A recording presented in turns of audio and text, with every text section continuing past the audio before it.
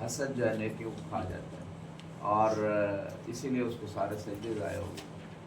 اور حسد جو کرتا ہے نا اپنے مومن بھائی سے، اس کا ایمان روایت میں ہے ایسے پگھل جاتا ہے جیسے نمک پانی میں گھل جاتا ہے۔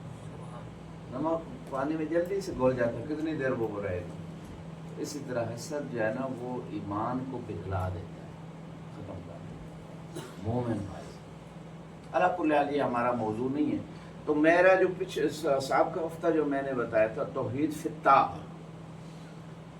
اطاعت میں توحید کا ہونا چاہیے، عقیدہ بھی اور عمل بھی۔ یہ سب سے مشکل ہے۔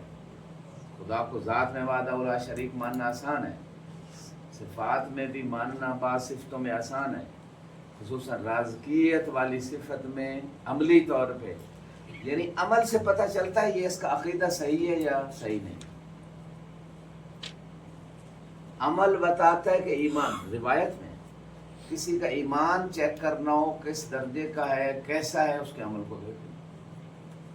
عمل اگر ہے ہی نہیں تو ایمان ہی کوئی نہیں، زبان کی فقط اقرار۔ اگر عمل ہے لیکن تھوڑا بہت ہے، جیسے ہونا چاہیے ویسے نہیں، یہ اخلاص پہ مبنی نہیں، پھر بھی ایمان ضعیف ہے۔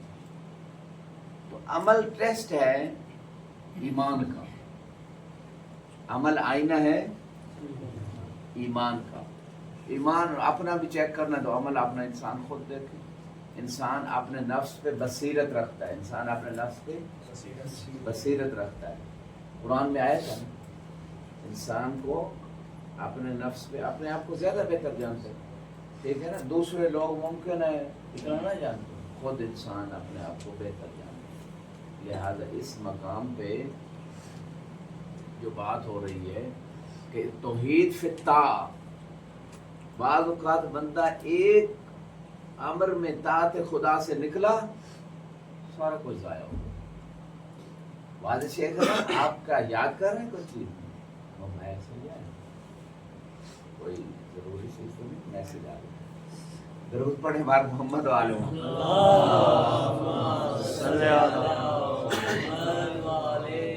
جن کی نیند پوری ہو گئی رات کو جاگے نہیں ہیں، جنہوں نے ناشتہ کیا وہ درود صحیح طریقے سے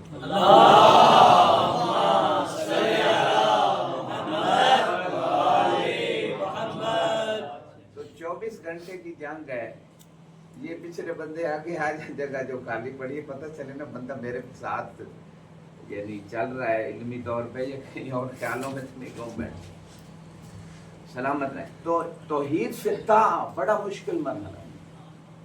میں نے کہا شیطان صرف 2 بیماریاں تھیں، 2 بیماریوں سے اس نے ایک طاعت چھوڑی، ایک سجدہ چھوڑا جو الزامی تھا، اور ساری باتیں گوا بیٹھے، سارے عقیدے گوا بیٹھے، صرف عبادتیں نہیں، عقیدے بھی ضائع ہو گئے، مردود ہو گیا روز قیامت۔ تو یہ جو چیز ہے، اچھا یہاں پہ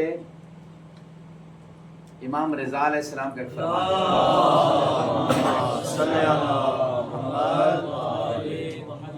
امام فرماتے ہیں بیٹا ناخن جمعہ رات کو بھی مستحب ہے کاٹنا، جمعے کو بھی، آج جمعہ رات ہے لیکن گھر جا کے نیل کٹر سے کاٹے گا، دانتوں سے کاٹنا نہیں ہے۔ غور فرما رہے ہیں یہاں پہ امام فرماتے ہیں جو بیت الغدیر تھی وہ مثل امر سجود لآدم تھی، جیسے آدم علیہ السلام کو سجدے کا جو حکم اللہ نے دیا تھا اس حکم پہ عمل کرنا لازمی تھا، کسی کے لیے گنجائش نہیں تھی، یعنی حکم الزامی تھا، اختیاری نہیں تھا کہ آپ کو اختیار ہے کریں یا نہ کریں، لازمی حکم تھا۔ اسی طرح غدیر کا حکم بھی لازمی، اس لیے فرمایا یا رسول بلغ، رسالت والا حکم، رسول ایز اے رسول دے رہے حکم، پیغام دے رہے ہیں، تو یہ لازمی حکم تھا۔ اب محل شاید اگلا ہے، امام نے فرمایا جس نے غدیر کوئی بیعت کو قبول کر لیا دل سے تبر، فقط زبان سے بخن نہیں، جس نے قبول کر لیا وہ فرشتوں کی طرح ہو گیا، اور جس نے انکار کر دیا وہ شیطان کی طرح ہو گیا۔ تو یہ جو بعض چیزیں ہیں دین میں وہ اتنی لازمی ہیں کہ اگر وہ چیز نہیں تو کچھ بھی نہیں۔ یہ جیسے میں نے عرض کی کہ بیعت غدیر جو ہے وہ لازمی ہے، بلکہ انشاءاللہ آخر حلقہ میں ایک میں روایت لے کے آؤں گا، وہ بھی بتائے گی کہ بیعت غدیر کتنی لازمی ہے، اس کے بغیر کوئی ایمان قابل قبول نہیں۔ تو مختصر پچھلی ساری مباحث کا خلاصہ اس میں ہم فوکس اس لیے کر رہا ہوں توحید فی الطاعہ.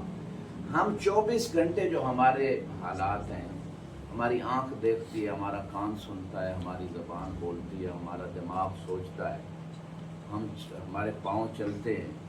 میں آج کل ایک روایت پڑھ رہا تھا کہ یہ پاؤں جو ہے نا ایسی طرف نہ چلائیں جس میں خدا کی نافرمانی ہو. جو پاؤں خدا کی نافرمانی کی طرف چلیں گے نا، پھر وہ روز قیامت کھلے صراط پہ بھی ڈگمگا جائیں. پاؤں صرف چل کے گئے، غلط کام سے گانا سننے گئے، غیبت سننے گئے، سینما ہال گئے، شراب کھانے گئے، کہیں بھی.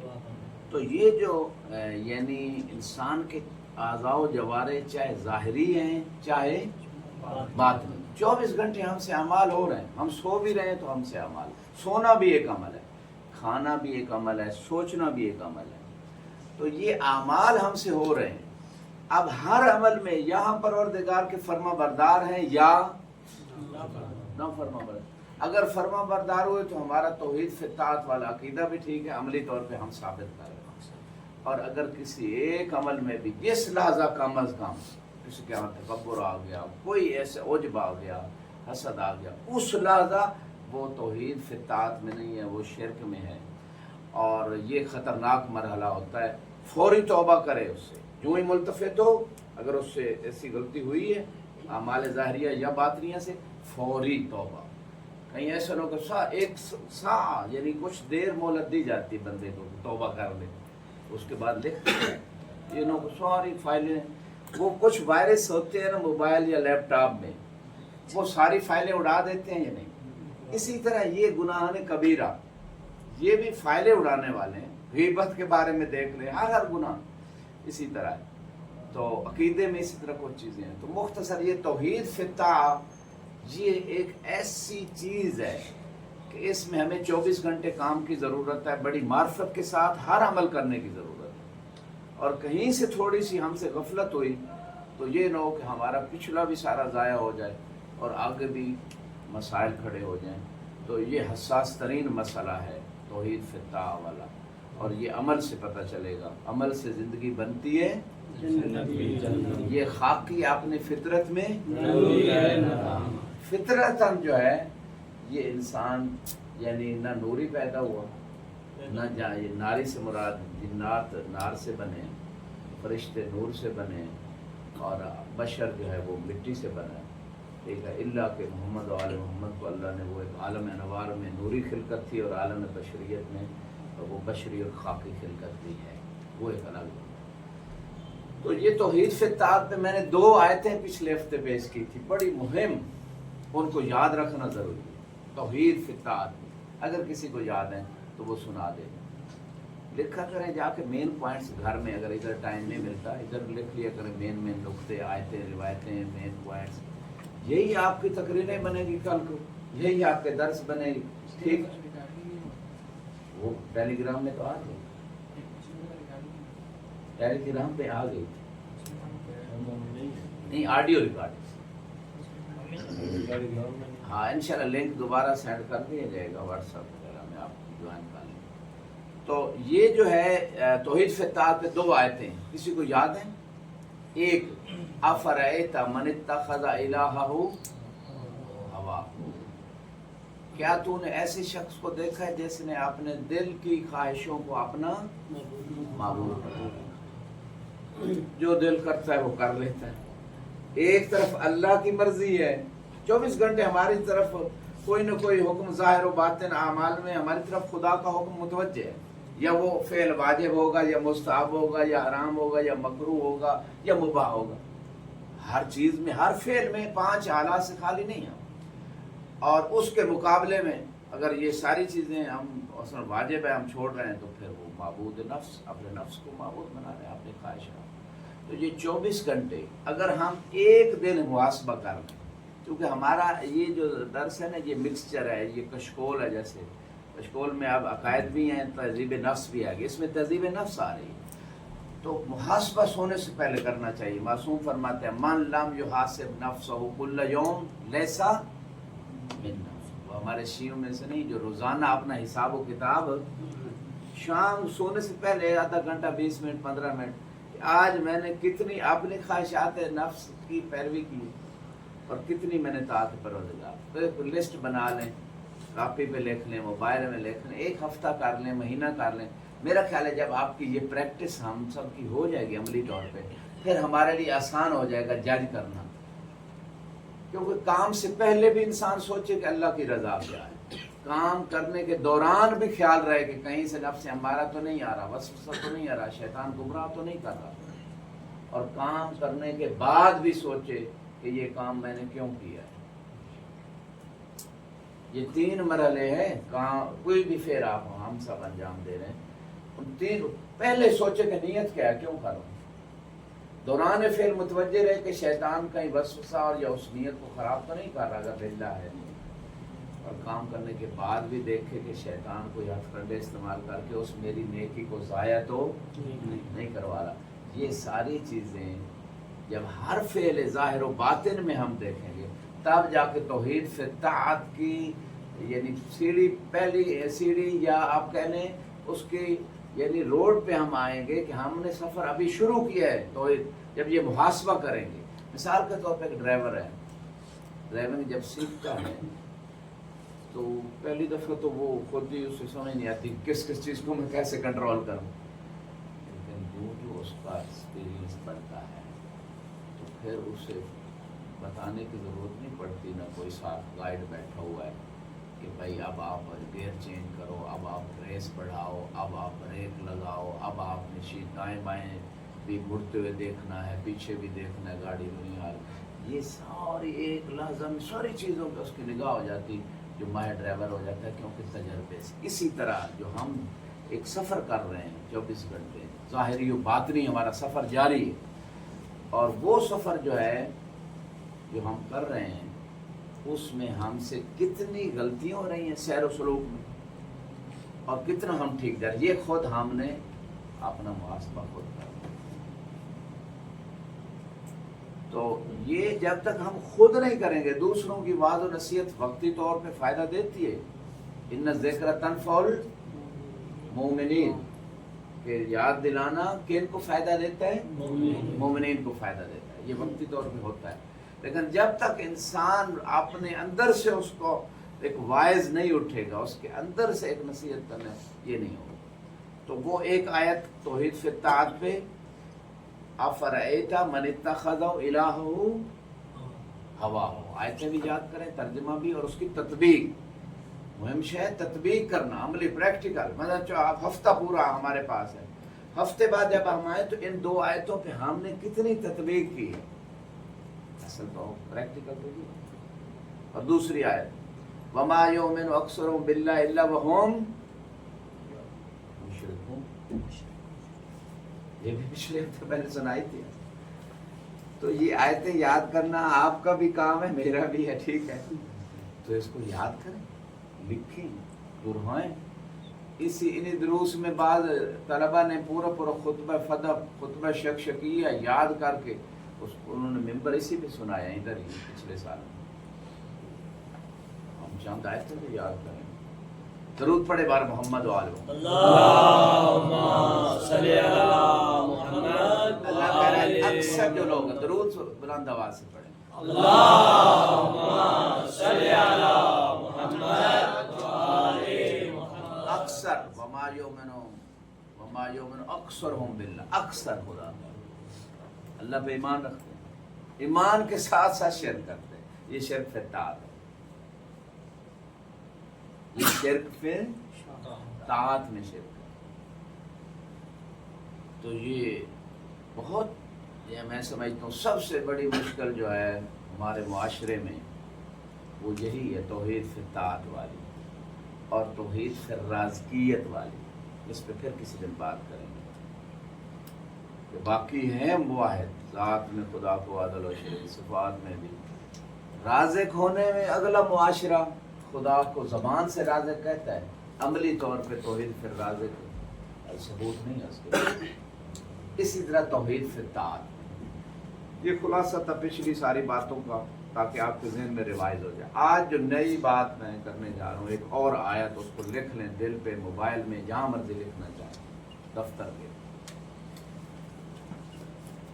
اس آیت کا تعلق ایک جہت سے توحید سے اطاعت کے جہت سے ہے، اور دوسری جہت سے اس آیت کا تعلق دلیل فطری کے طور پہ، اس آیت کو دلیل فطرت کے طور پہ، یعنی انسان کی فطرت میں اللہ نے رکھا ہے کہ وہ اللہ کو وحدہ لا شریک مانتا ہے، انسان فطری طور پہ موحد ہے۔ اللہ نے انسان کو فطری طور پہ موحد پیدا کیا، اس کی فطرت میں، اس کی نیچر میں، اس کی بناوٹ میں، اس کی صنعت میں اللہ نے اس کو موحد پیدا کیا، عقیدہ دے کے توحید کا بھیجا ہے۔ اور اس پہ ایک آیت تو میں پہلے پیش کر چکا ہوں، لیکن یہ دوسری آیت، وہ جو پہلے عالم ذر کی آیت پیش کی تھی، کسی کو آیت یا اس کا ترجمہ یاد ہے؟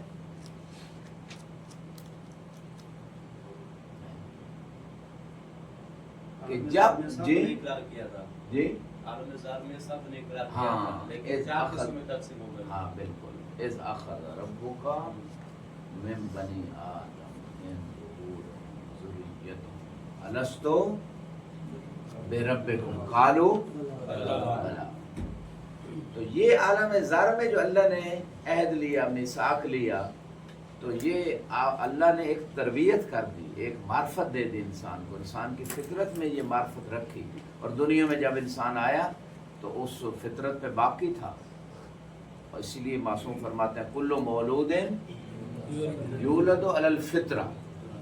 اور جب فطرت کے بارے میں سوال ہوا تو فرمایا ہی الاسلام، ہر بچہ اسلام پہ پیدا ہوتا، ابواہ یحودانہ و یمجسانہ و یونسرانہ، اس کے والدین اس کو یہودی بناتے ہیں، عیسائی بناتے ہیں، اور نصرانی اور مجوسی بناتے ہیں، وہ جو ہے خود فطرت اسلام پہ آتے ہیں۔ اچھا، یہ ایک اور دلیل فطرت، اس سے آگے ایک اور، فَإِذَا رَكِبُوا فِي الْفُلْكِ فَإِذَا رَكِبُوا فِي الْفُلْكِ دَعَوُا اللَّهَ مُخْلِصِينَ لَهُ الدِّينَ، جب وہ کشتی میں سوار ہوئے، اللہ کو بڑے اخلاص کے ساتھ، جب کشتی ڈولنے لگی، ڈوبنے لگی، تو بڑے اخلاص کے ساتھ پکارا کہ دین اسی کے لیے ہے، خدا کے لیے، اسی کے دین پہ ہم چلیں گے۔ فَلَمَّا نَجَّاهُمْ إِلَى الْبَرِّ، جب اللہ نے انہیں ڈوبنے والے لوگوں کو بر یعنی خشکی کی طرف نجات دے دی، اذا ہم یشرکون، جو ہی وہاں سے نجات مل گئی، اب کیا کرنے لگے؟ شرک کرنے لگے۔ اچھا، اس میں ایک دلیل تو علماء نے دی ہے، دوسری جہت میں عرض کرنا چاہتا ہوں۔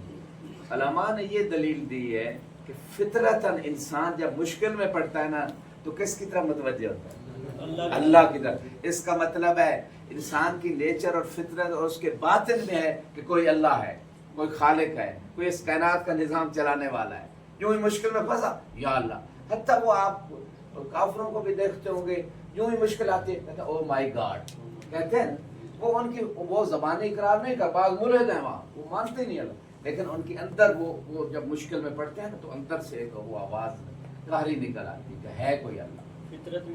فطرت میں انسان اللہ نے رکھی ہے، وہ عالم ذات سے معرفت اللہ نے رکھی ہے کہ کوئی ہے، کوئی خالق ہے، کوئی چلانے والا ہے اس کائنات کا نظام، اور اس کی قبض قدرت میں یہ ساری کائنات ہے۔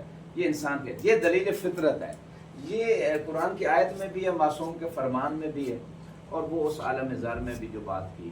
تو اب یہ دلیل فطرت جو ہے نا، فوراً اللہ کو پکارا انہوں نے، سب چیزوں سے کاٹ آف ہو کے اللہ کی طرف متوجہ۔ جب گاڑی خدا نہ خواستہ کوئی ایکسیڈنٹ ہونے تو فوراً یا اللہ یا اللہ، ٹھیک ہے کہتے ہیں نا خدا کی طرف، یا علی کہہ دیتے ہیں، تو یا علی بھی تو وہی ذہن میں ہے نا کہ یا علی کو اللہ نے طاقت دی ہے، تو وہ اللہ کی طرف انسان متوجہ ہو جاتا ہے۔ تو یہ جو فطرت میں انسان کے ہے، یہ بھی دلیل فطرت ہے کہ کوئی ہے اس کائنات کا بنانے والا، موجود ہے، اس کا چلانے والا، قادر ہے، علیم ہے، یہ ساری چیزیں۔ اچھا، اذا ہم یشرکون، جب وہ ان کو چھٹکارا مل گیا، مشکل جو تھی، خدا سے دعا مانگی، اللہ نے نجات دے دی، دعا قبول کر لی، اب وہ شرک کرنے لگے۔ اب وہ شرک کیسے کرنے لگے؟ جو ہی وہ کنارے لگے، انہوں نے کہا بھائی یہ جو ملا تھا نا کشتی بان یہ تو زبردست ہے، بچا کے لے آئے، یہ کشتی بڑی اچھی تھی. جب ایک اور مثال چلو لے لیں کہ گاڑی کا خدا نخواستہ الٹنے لگی ایکسیڈنٹ، اور فوراً اللہ کو پکارا یا اللہ یا صاحب العصر والزمان. تو جو ہی وہ گاڑی کنارے لگ گئی بچ گئی تو فوراً کیا کرے، ڈرائیور بڑا اچھا تھا، گاڑی اچھی تھی، بریکیں ٹھیک تھی، اس لیے بچ گیا، ورنہ کوئی اور ڈرائیور ہوتا تو یہ بچ جانی تھی. کہتے ہیں نا لوگ فوراً خدا ادھر ابھی خدا کو یاد کر رہے تھے، اللہ نے جب نجات دی فوراً خدا کو بھول گئے، کہا یہ اچھا تھا، یہ ڈرائیور اچھا. اور مثال دے دیتا ہوں، ایک درود پڑھیں بار محمد والے.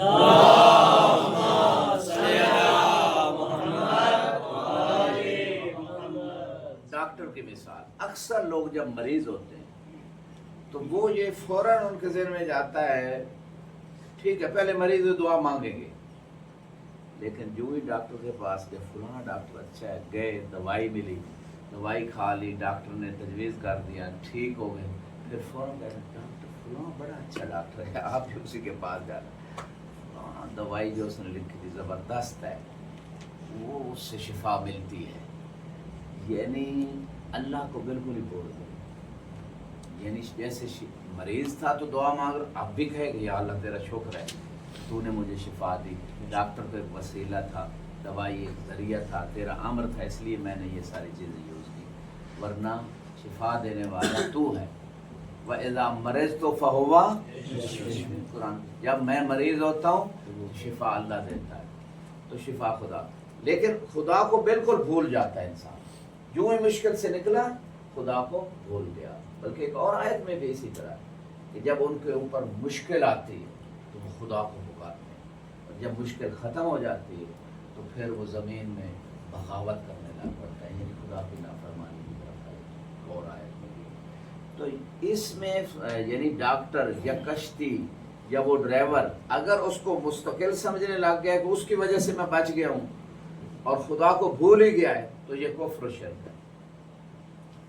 اور اگر یہ عقیدہ ہے کہ بھائی شفا اللہ نے دی ہے، مشکل سے اللہ نے نجات دی ہے، لیکن یہ وسیلے خدا نے بنائے اور امر دیا ہے کہ ڈاکٹر کی طرف جائیں دوائی لیں، اگر زیادہ گھبراہٹ ہے تو پنکھا چلا لیں، ٹھیک ہے، پنکھا ہوا دے گا، ٹھیک ہے، تھوڑا ذہنی فریشمنٹ ہو جائے گی، چلا دیں وہ ادھر سے پنکھا چلا دیں. ایک درود پڑھیں بار محمد والے.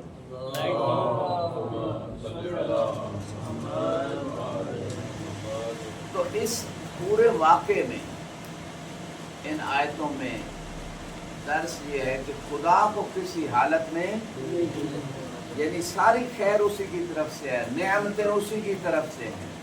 ابتلا بعض اوقات بندے کی اپنی غلطیوں کی وجہ سے ہے مصیبت میں، بعض اوقات خدا کی طرف سے امتحان ہے اس کے درجوں کو بلند کرنے کے لیے.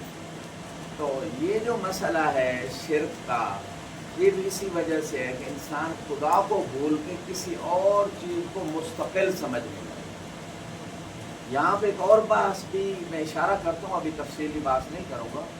توحید فی الاستعانہ و توحید فی العبادہ، ایاک نعبد و ایاک نستعین. یہاں تھوڑی سی بات ریلیٹڈ ہو رہی ہے استعانت، غیر اللہ سے مدد. اگر غیر اللہ سے مدد اس نیت سے لے رہا ہے کہ تو یہی مستقل ہے، یہی میری مشکل کشائی کرے گا، اللہ کا کوئی دخل نہیں، اللہ نے اس کو کوئی یہ شرک کو کفر ہے. اور اگر یہ عقیدہ ہے کہ بھائی اس کو بھی اگر پنکھا ہوا دے رہے تو اللہ نے اس انسان کو عقل دی ہے تو اس نے یہ بنایا ہے، یہ لائٹ کے اندر قدرت خدا نے رکھی ہے تو وہ چلا رہی ہے، پانی کے اندر خدا نے صلاحیت رکھی ہے تو وہ پیاس بجھا رہا ہے، تو خدا ہی کی طرف بات گشت ہو رہی ہے ان تمام نعمتوں کی، ان تمام چیزوں کی. اور اگر سمجھے نہیں یہی چیز ہے جو میرے لیے کر رہی، خدا کو بھولا ہوا ہے، خدا کا شکریہ ادا نہیں کرتا، خدا کو مؤثر نہیں سمجھتا، تو یہ شرک ہے. لیکن اگر یہ سمجھے کہ نہیں اس چیز کے اثر جو ہے اس کے اندر قدرت جو ہے ڈاکٹر کے ہاتھ میں اگر اللہ نے کوئی رکھ دی ہے تو توفیق تو وہ اللہ نے دی ہے، تو یہ عین توحید. اگر کوئی انسان میری مدد کر رہا ہے اللہ نے اس کو قدرت دی ہے، یہ عین توحید ہے. اگر مثلا قرآن مدد کر رہا ہے ہدایت میں تو قرآن کو ہدایت کتاب اللہ نے بنایا. آنکھ مدد کر رہی ہے دیکھنے میں تو آنکھ کو دیکھنے کی قدرت کس نے دی ہے؟ اللہ نے دی. زبان کو بولنے کی طاقت کس نے دی ہے؟ اللہ نے دی. اگر یہ عقیدہ ہے کہ یہ ساری چیزیں جو غیر اللہ ہیں ان سے جو میں مدد لے رہا ہوں، زمین سے چلنے میں مدد، پانی سے پیاس بجھانے میں مدد، ہوا سے سانس لینے میں مدد، آنکھ سے دیکھنے میں، کان سے سننے میں، زبان سے بولنے میں، دماغ سے سوچنے میں، یہ ساری جو مدد میں غیر اللہ سے لے رہا ہوں، مدد کے بغیر ایک لفظ ہے. یہ خدا نے نظام بنایا ہے اور خدا نے ان چیزوں کے اندر یہ اثر رکھا ہے، اس نے طاقت و قدرت دی. یہ عین توحید ہے. اور شرک وہاں ہوتا ہے جب انسان خدا کو بھول جائے اور اس غیر اللہ کو مستقل سمجھنے لگے، اس وقت وہ خوش ہے. تو یہ بنیادی سا فرق ہے، اس سے بڑے بڑے مسئلے حل ہو جائیں گے. درود پڑھیں بار محمد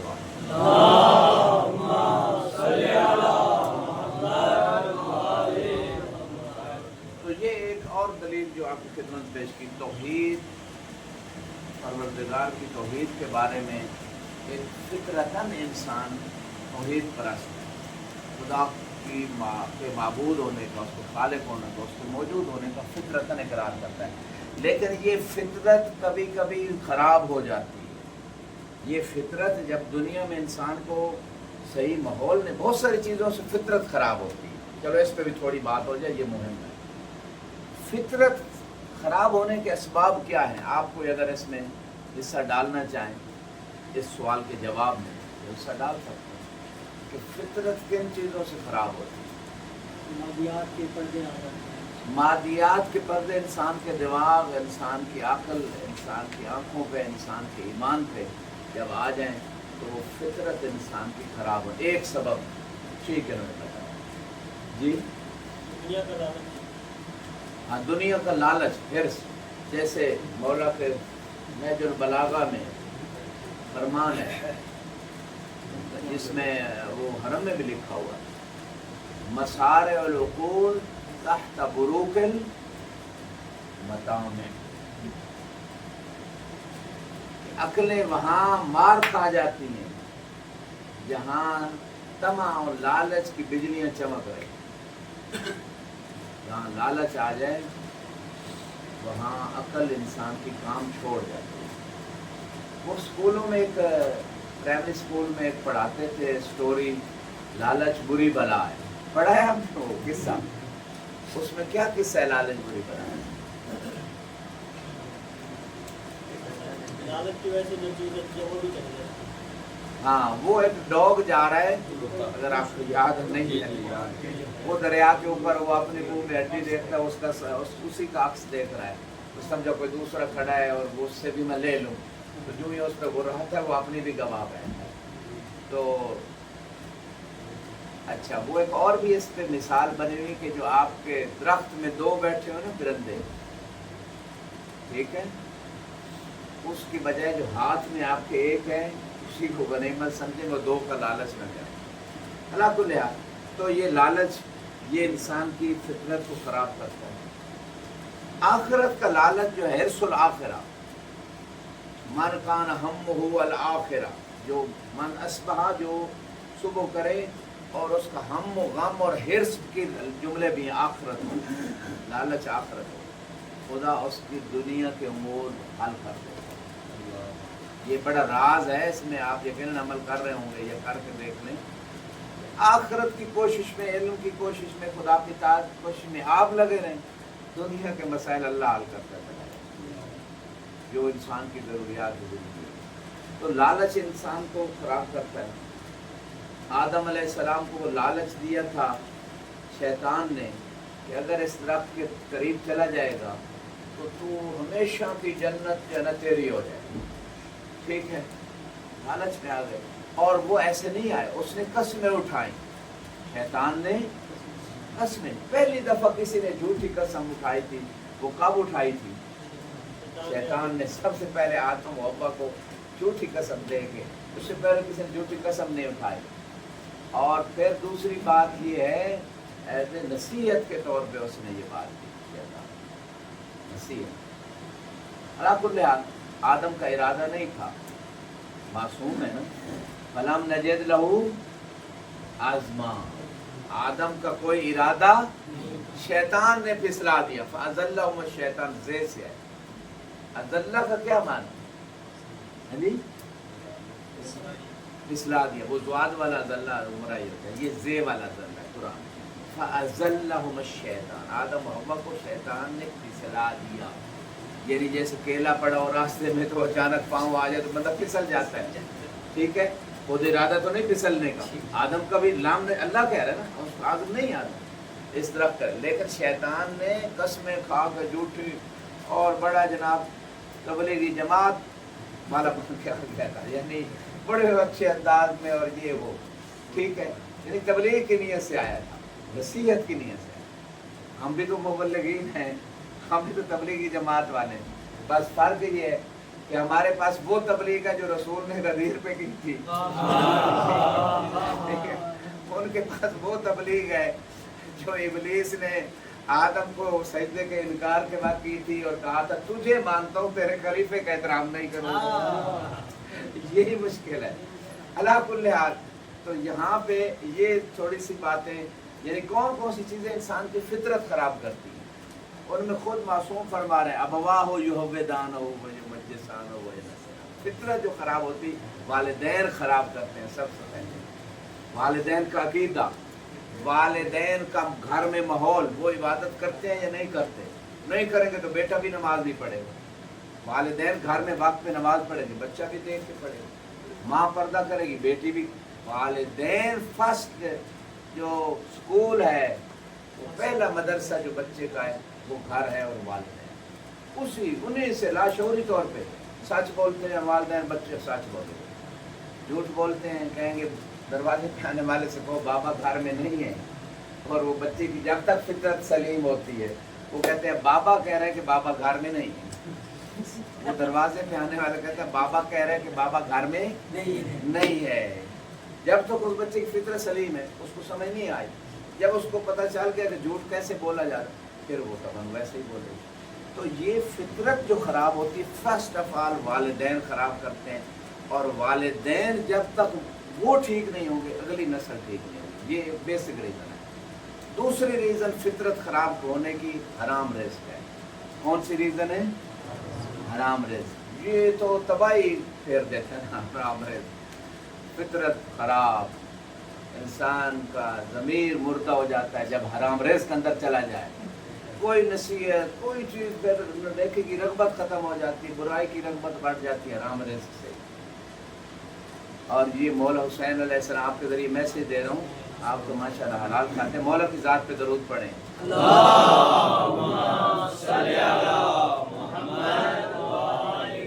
جو کربلا میں مولا نے کچھ خطبے دیے, ان خطبوں میں امام نے ریزن بتائی کہ ان لوگوں کو میرے خطبوں کا اثر کیوں نہیں ہوتا. چلو حبیب ابن مطہر نے دیا, مولا عباس نے دیا, اور اصحاب نے دیے خطبے, ان کا نہیں اثر ہو رہا, کوئی ریزن ہو سکتی. لیکن مولا حسین معصوم کی زبان سے الفاظ نکل رہے ہیں اور آگے کسی پہ اثر نہیں ہو رہا. نعوذ باللہ, کیا معصوم کے میں کوئی خلل ہے, یا ان کے جملوں میں, یا ان کی تاثیر میں, یا اخلاص میں؟ ایسی بات تو نہیں. مولا کے اخلاص سے دے رہے ہیں اور ان کی ہدایت چاہتے ہیں. پتہ ہے وہ ہدایت نہیں پائیں گے, لیکن پھر بھی خطبے دیے تاکہ یہ جہنم سے, بلکہ بعض روایت میں ہم روئے ان کے کہ یہ لوگ جہنم جائیں گے. اتنا درد ہے انسانیت کا کہ لوگ جہنم نہ جائیں. تو امام نے جو خطبے دیے اس کے بعد امام نے فرمایا میری نصیحتیں آپ لوگوں کے اثر انداز نہیں ہو رہی. پتہ ہے وجہ کیا ہے؟ ان لوگوں سے سوال کیا. آپ لوگوں کو پتہ ہے کہ میرے جملے, میری نصیحتیں آپ لوگوں پہ کیوں نہیں اثر انداز ہو رہی؟ امام نے فرمایا دو وجہ ہے. ایک وجہ مولیت بطونکم بالحرام, تمہارے پیٹ حرام سے پر ہے. جو ابن زیاد کا مال کھا کے بیٹھا ہے, حرام کا مال, اس پہ امام حسین کی نصیحت کیا اثر دکھائے گی؟ ٹھیک ہے, انعامات وہیں سے ملنے ہیں, سارا خرچہ کھانا پینا وہی ابن زیاد نے بھیجا ہوا ہے, یزید نے بھیجا ہوا ہے. ٹھیک ہے, تو وہ حرام سے پر تھے پیٹ, جس کی وجہ سے امام فرما رہے ہیں کہ وہ اثر نہیں ہو رہا. ایک ریزن. دوسری ریزن غور کیجئے گا, وَاسْتَحْوَذَ عَلَيْكُمُ الشَّيْطَانُ, ایک تو تمہارے اندر حرام چلا گیا, اس وجہ سے میری نصیحت فائدہ نہیں دے رہی تمہیں. دوسرا شیطان نے تمہارے اوپر قبضہ کر لیا, اور یہ جو شیطان نے قبضہ کیا یہ حرام کھانے کے بعد آسان ہو گیا شیطان کے لیے. پہلے مشکل تھا, اگر حلال رزق کھاتے تو شیطان کے لیے آسان نہیں تھا، بعد میں بہت آسان ہو گیا. اور شیطان کا کام ہے برائی کو اچھائی کی صورت میں دکھاتا ہے. زین لہم الشیطان، قرآن میں کیا ہے کہ ان کو شیطان جو ہے نا وہ برائیاں بڑی مزین کر کے خوبصورت کر کے، یہ تو بڑی اچھی چیز ہے، ٹھیک ہے، دکھاتا ہے. شراب بڑی اچھی کر کے دکھاتا ہے، یہ نشے کی چیزیں اچھی کر کے دکھاتا ہے. بے پردگی خصوصاً عورتوں کو بڑی خوبصورت چیز کر کے دکھاتا ہے کہ بے پردگی میں اور میک اپ کر کے باہر نکلنا اور نامحرموں کے ساتھ جانا، آزادی کے نام پہ اس کو شیطان ایک لباس دیتا ہے. اور پھر یہ سارے واقعات جو معاشرے میں ہو رہے ہیں، آج کسی نے بیان دیا کہ ڈیلی یہ تو ہو رہے ہیں، یہ تو ایک آدھ کبھی ظاہر ہو جاتا ہے، لوگ شور مچا دیتے ہیں. جو پنجاب کالج میں ہوا، شاید سنا ہوگا، بچی کے ساتھ جو انہوں نے کیا اور وہ فوت بھی ہو گئی. تو اس کسی پولیس لیڈی پولیس نے بیان دیا کہ یہ تو ڈیلی ہر جگہ ہو رہے ہیں، صرف یہ ہے کہ بعض میں شور اٹھ جاتا ہے، لوگوں کو پتہ اکثر کو پتہ ہی نہیں چلتا. یہ شیطان جو ہے یہ مکمل کنٹرول کر لیتا ہے ایسے معاشروں پہ، ایسے لوگوں پہ جہاں حرام اور حلال کی کوئی تمیز نہیں ہے، جہاں حرام حلال سکھایا نہیں جاتا، جہاں لاکھوں روپے جو ہے نا وہ فیسیں دی جاتی ہیں، ایک سال کے سیمسٹر کی پرائیویٹ کالجز میں اور اسکولوں میں والدین دیتے ہیں، لیکن ایک مولوی صاحب کو چند ہزار چھوڑے مفت بھیجنے کے لیے تیار نہیں ہے بچے کو کہ بھائی اس بچے کو حلال حرام سکھا دیں، فقہی مسائل سکھا دیں، طہارت نجاست سکھا دیں، تہذیب نفس بتا دیں. کوئی تیار نہیں، کیونکہ دین کی کوئی ویلیو نہیں ہے ان کی نگاہ میں. درود پڑھے بار محمد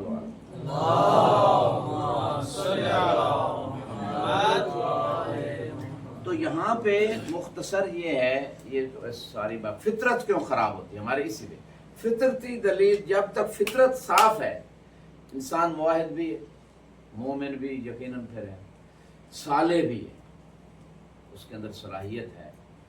مثلا خالص دودھ کے اندر آپ تھوڑا سا دہی ڈال دیں، وہ دودھ رہ جائے گا یا خراب ہوگا، یعنی اور چیز بن جائے گی.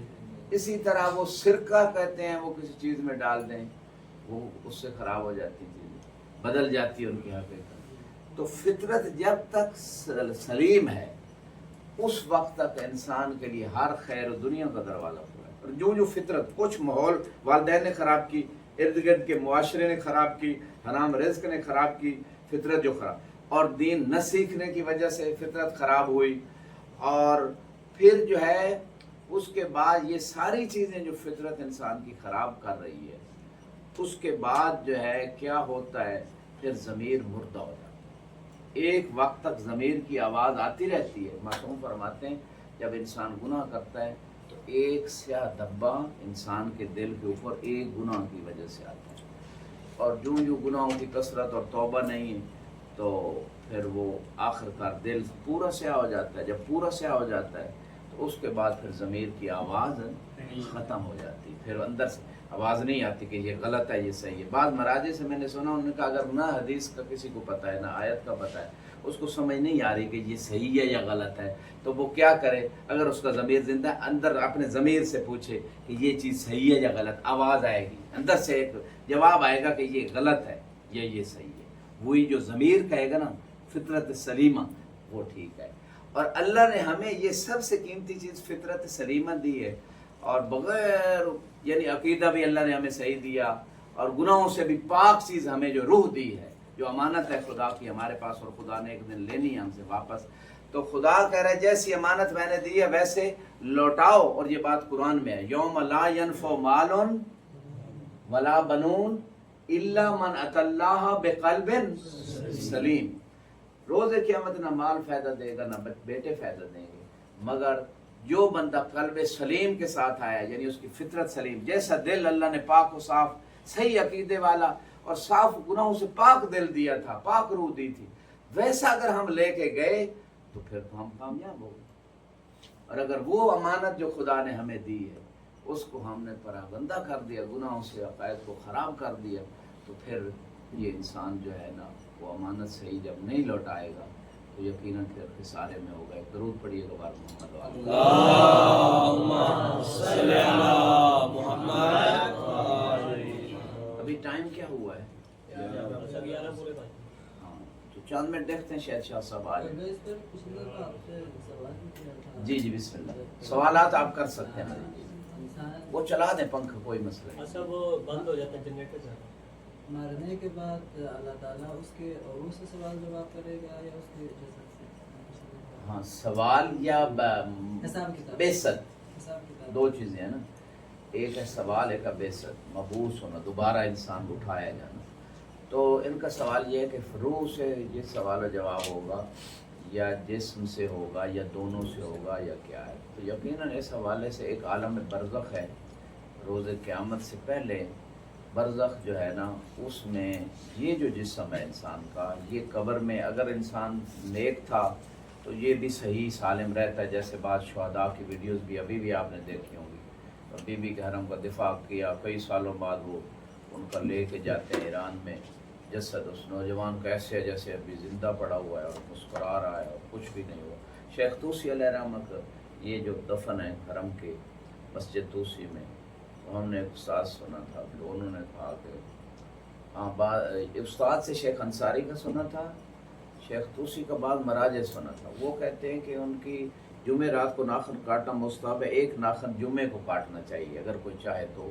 یہ اس کے ابھی شیخ طوسی جمعہ رات کو فوت ہوئے, ایک ناخن ان کا رہ گیا, وہ جمعے کو کاٹو گا. تو وہ کئی سو سال بعد جب وہ قبر کی اور تعمیر اور وہ مسجد کی اور سارا کچھ, تو قبر کشائی ہوئی تو ان کا وہ ناخن بھی ابھی باقی تھا, یہ شیخ طوسی علیہ رحمۃ. اس طرح کے بہت سارے واقع. تو جسم اس کا صحیح سالم رہتا ہے جو نیک انسان ہے, غسل جمعہ جو باقاعدگی سے کرتا ہے, اس کے بارے میں روایت ہے اس کا یہ جسم قبر میں رہے گا, ورنہ وہ مٹی ہو جاتا ہے اکثر لوگوں. تو یہ جسم ہے جو مادی. یہ عالم برزخ میں روح جو ہے وہ نکل کے ایک مثالی برزخی جسم میں چلی جاتی ہے. اس کی مثال یہ ہے کہ جیسے ہم خواب میں, ہمارا جسم یہیں ہوتا ہے نجف میں, لیکن خواب میں ہماری روح کہیں پاکستان, انڈیا بغیر ویزے اور پاسپورٹ کے وہاں پہنچی ہوتی ہے یا نہیں؟ کوئی کھا پی رہی ہوتی ہے, کہیں پریشان کھڑی ہوتی ہے, کہیں خوف زدہ ہے, کہیں خوش ہے. تو وہ جو ہماری روح ہے مثالی جسم میں, اسی طرح عالم برزخ میں بھی ہماری یہ روح مثالی جسم میں جائے گی. اور وہ مثالی جسم میں جب جائے گی, اگر نیک روح ہوگی تو جنت میں جو ہے نا وہ چلی جائے گی اور جنت کی نعمتوں سے فائدہ اٹھائے گی وہ روح. اور اگر خدا نخواستہ وہ روح بری ہے تو وادی برہوت, وادی السلام میں نیک روحیں جائیں اور وادی برہوت میں بری روح ہیں, ان کو عذاب ہوگا. تو یہ مختصر سا برزخ کا, یعنی وہ روح کو عذاب و ثواب اس مثالی جسم سے ہو رہا ہے جب تک برزخ ہے. تو جب روز قیامت ہوگی تو اسی جسم کو, جس جسم سے انسان نے اعمال انجام دیے دنیا میں, نیک یا اچھے, نیک یا برے اعمال, ان اعمال کو کی سزا یا جزا اسی جسم کو ملے گی. یعنی اس جسم کے ذریعے سے روح تک سزا و جزا پہنچے گی, لیکن وسیلہ یہی تھا دنیا میں اعمال انجام دینے کا. تو روز قیامت اسی جسم کو دوبارہ اٹھایا جائے گا اور اسی جسم میں روح ڈالی جائے گی, اور اسی انسان سے سوال ہوگا, اس کے اس دنیاوی جسم کے ساتھ سوال ہوگا. یعنی روح اور جسم دونوں موجود ہوں گے روز قیامت. یہ معاد فقط روحانی نہیں ہے, جسمانی بھی ہے, ساتھ جسم بھی ہوگا. بلکہ بعض روایت میں جو مومن ہوں گے وہ مولا علی کے علم کے نیچے بیٹھ کے جنت کے سفرے لگے ہوں گے, پھل لگے ہوں گے, لوگ حساب دے رہے ہوں گے, اور علی کے چاہنے والے جنت کی نعمتوں سے لطف اندوز ہوں گے. یہ وہاں کی جو منظر ہے روز قیامت. تو شاہ صاحب بھی آ گئے, اسی پہ آج اکتفا کرتے ہیں. خدا ہماری توفیقات خیر میں اضافہ فرمائے, ہمیں علم و عمل کی دولت سے مالا مال فرمائے, ہمارے امام کو ہم سے راضی فرمائے, امام علیہ السلام کے ظہور میں تعجیل فرمائے, مراج عظام کا سایہ ہمارے سروں پر قائم و دائم فرمائے. ہم سب کو امام حسین علیہ السلام کی صحیح خدمت کی توفیق عطا فرمائے, ہم سب کی زبان میں زیادہ تاثیر پیدا فرمائے. پروردگار جہاں کہیں بھی دنیا میں شیعہ مظلوم ہیں ان کی نصرت فرما, فلسطین کے, لبنان کے مومنین کی مدد فرما, عالمی استکباری طاقتوں سے اس تمام مسلمانوں کو محفوظ فرما, تمام سنی شیعہ مسلمانوں میں آپس میں اتفاق و اتحاد کو مزید قائم و دائم فرما. اللہم صلی علی محمد و آل محمد. ایک سورہ فاتحہ تمام مومنین مومنات کے لیے, حاضرین کے, مرحومین کے لیے, اور العصر کے جتنے بھی ڈونرز ہیں, بانیان, معاون